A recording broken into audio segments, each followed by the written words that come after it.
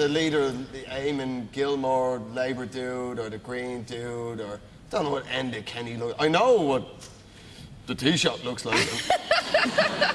I'm not happy with that. Yeah. I'm not happy with that, man. Yeah, but now what are we left with? We're left with Mary Harney as the Minister for Health. She's going to remain the Minister for Health, which means an independent TD can be the Minister for Health. Do you really want that situation to continue? Do you want Jackie Healy-Rae to be the next Minister for Health? Don't mind that talk of a transplant. We'll bring you down to Kerry and we'll run you around the ferry 4, 3 or 4, 5. And you'll be fine. Jesus, what's wrong with you? Depression will give you a rub of fungi. Fungi loves the sight of a depressed man like nobody else. He'll look you in the eye. Sure, a dolphin is never upset. You never see a dolphin that looks at you with a look in your eye that says, Jesus, I'd love to be a shark.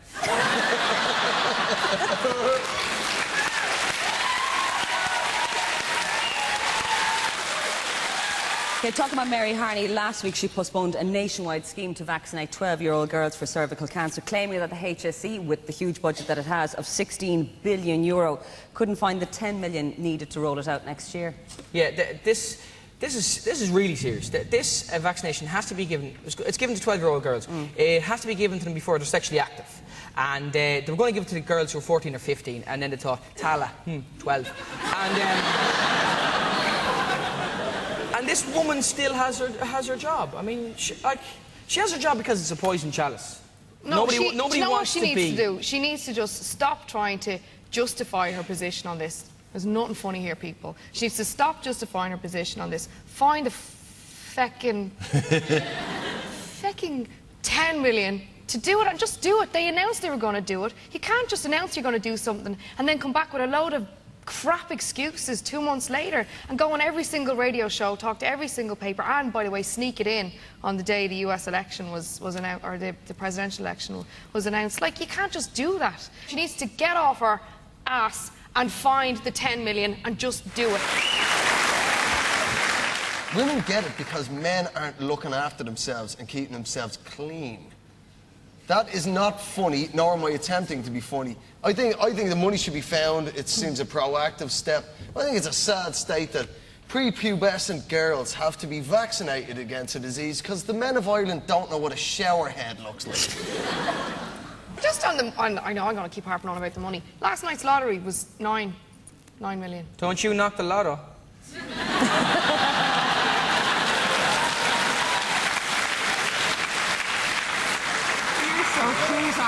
I have a brilliant idea.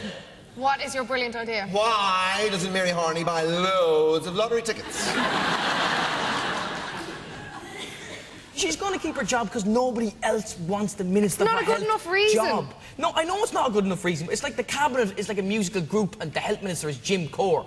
Nobody wants the job. It's a poison chalice. It's a poison chalice where the chalice is made of polonium-210. There's poison in it. You're drinking it on a Ryanair flight to Baghdad.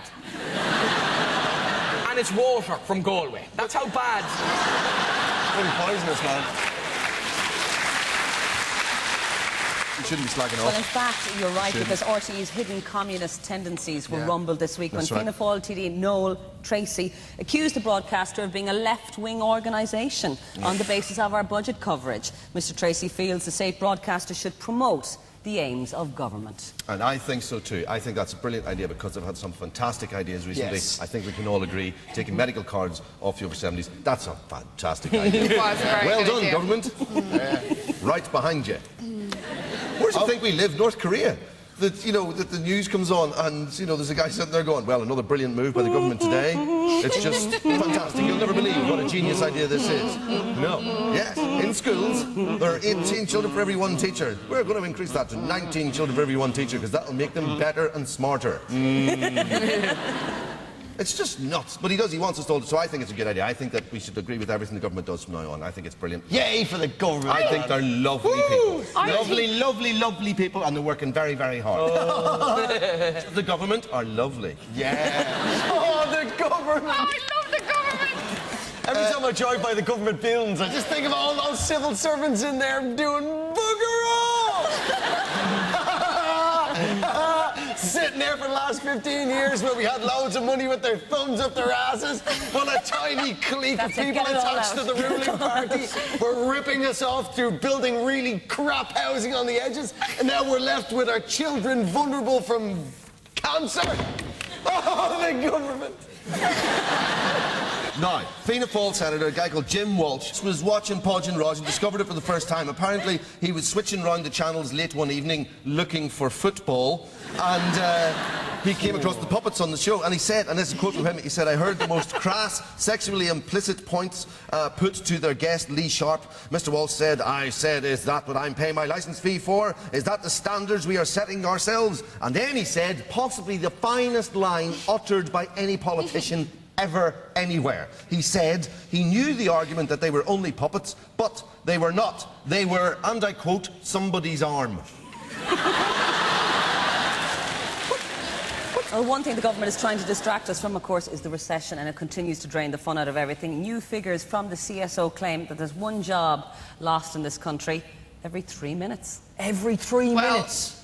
Every 3 minutes, though? 24 hours a day. Who the hell loses a job at 3:30 in the morning? Does that mean when we turn the clocks back for an hour, that's 20 people saved?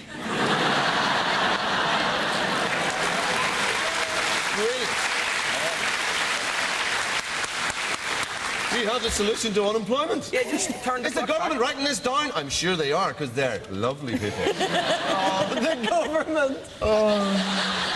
OK, we were talking about the PDs a little earlier. Well, he to give us more insight into their demise, the political editor of the Irish Independent. Please welcome Fionnán Sheehan.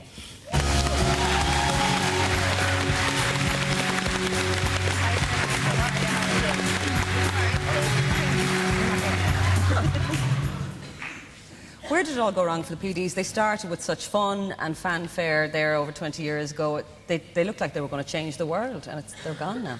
You could take the simplistic answer and just say Michael McDowell is where it all went wrong, and a lot of people would say that's a legitimate enough answer. You can look at the history.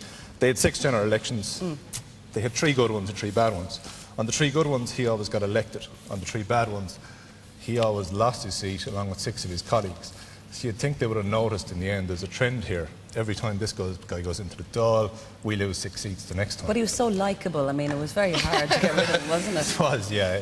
He was a highly entertaining guy, though. Yeah, he was You got to admit that. I mean, Great most of the time soundbites. in politics, you get the guys who come out with the more extreme and wacky views. They're kind of just random backbenchers or junior ministers who don't really matter a whole lot. And then you had a guy who was like a senior cabinet minister coming out with this stuff on a daily basis, which is great. Made your life a lot easier. It did, yeah. What was the best line he ever came out with? He came out, I think, comparing Richard Bruton to Goebbels. I think, by any stretch of the imagination. Richard Bruton is widely regarded as the most mild-mannered, conscientious individual in the entire During country. the day. But who After knows dark. after dark? you know. But do you think that, do you think Carney will keep her job until the European elections and then give up after that? As Minister for Health, not TD, obviously. Okay, I think she's now been primed as the perfect scapegoat for when the local and European elections come back and the government don't do quite as well as they would be hoping to. So they'll blame her? They will blame her, yeah, as they do on a daily basis at the moment. And will they have a reshuffle? They will hopefully have a reshuffle. We're hoping that Michael McDowell will be replaced by your friend Conor Lenihan, and that on a daily basis we will have the senior cabinet minister throwing Nazi salutes across the